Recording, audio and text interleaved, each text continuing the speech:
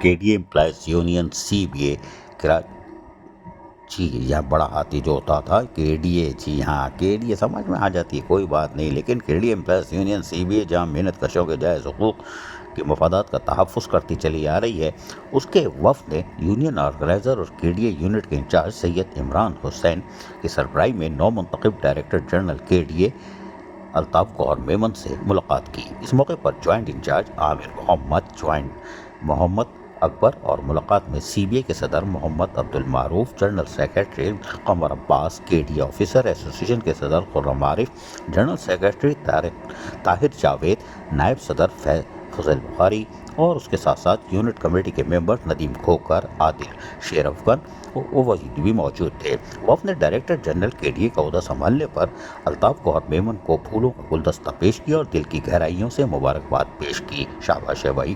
اس موقع پر union organiser اور KDA unit کے انچارج عمران حسین نے KDA کے امپلائز یونین CBA کے چارٹر آف ڈیمانڈ کے ہونے والی GB گورننگ باڈی کے ایجنڈے میں شامل کرنے۔ اس موقع پر CBA کے صدر محمد عبدالمعروف نے کہا کہ آج 6 نومبر ہو چکی ہے اور حکومت سندھ سے ابھی تک گرانٹ نہیں آئی ہے۔ ریٹائرڈ ملازمین کے واجبات 3 ارب کی اسپیشل گرانٹ کی سمری حکومت سندھ کے فائنانس ڈپارٹمنٹ کے پاس ہے۔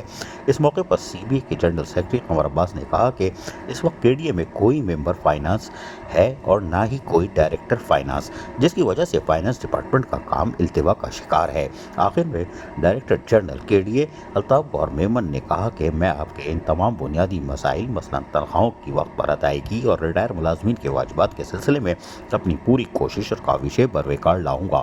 ابھی مجھے اپنے عہدے پر فائز ہوئے 1 ہفتہ ہوا ہے اور وزیر بلدیات سندھ سعید غنی بھی چھٹیوں پر ہیں۔ اس سلسلے میں وزیر بلدیات سے ادارے کے بنیادی مسائل پر اپنا موقف بیان کروں گا اور KDA امپلائز یونین CBA نے نو منتخب ڈائریکٹر جنرل KDA الطاف گوہر میمن کا شکریہ بھی ادا کیا کہ ان کے خیالات نیک لگتے ہیں۔